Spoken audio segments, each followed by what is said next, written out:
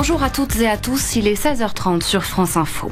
Les drapeaux en berne, le Sri Lanka en deuil national aujourd'hui, après les attentats contre des hôtels et des églises avant-hier. Au moins 320 morts, 500 blessés. L'organisation État islamique revendique aujourd'hui ces attaques via son organe de propagande.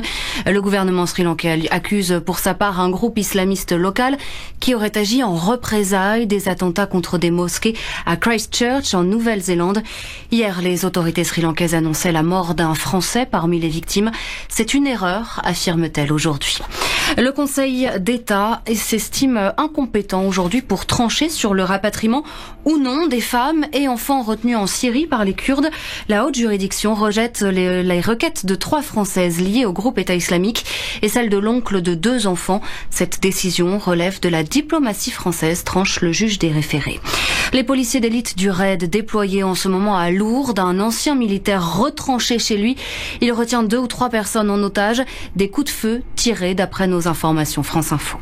Les révélations en 2017 avaient bousculé la campagne présidentielle. François et Pénélope Fillon renvoyés devant le tribunal correctionnel dans l'affaire des emplois présumés fictifs. L'ancien candidat Les Républicains sera notamment jugé pour détournement de fonds publics et abus de biens sociaux. Son épouse pour complicité et recel. Un procès en vue aussi pour Marc Joulot, ancien suppléant du député. Nathalie Loiseau plaide l'erreur de jeunesse, une vraie connerie. Ce sont les mots de la tête de liste La République En Marche pour les élections européennes, interrogée ce matin par France Info. Lors de ses études en 1984, elle s'est présentée sur une liste d'extrême droite. J'aurais dû regarder qui étaient les autres colistiers, précise Nathalie Loiseau, attaquée aujourd'hui par certains responsables dans l'opposition. Une grande bâche provisoire étendue dès aujourd'hui sous les voûtes de Notre-Dame de Paris. Elle devra protéger la cathédrale des pluies annoncées dès demain et qui causerait des dégradations supplémentaires à celles de l'incendie.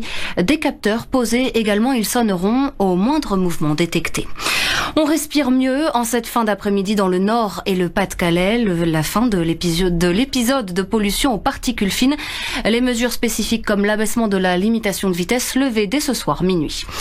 Entre 500 000 et 1 million d'espèces menacées d'extinction, des animaux et végétaux qui pourraient disparaître dans les prochaines décennies.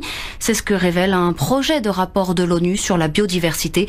1 million sur les 8 millions estimés sur la planète. C'est une première. La Fédération française de football désigne une femme arbitre centrale d'un match de Ligue 1. Stéphanie Frappard sur la pelouse pour la rencontre entre Amiens et Strasbourg dimanche. Elle officie pour l'instant en Ligue 2. Je vous souhaite une belle fin de journée avec nous sur France Info.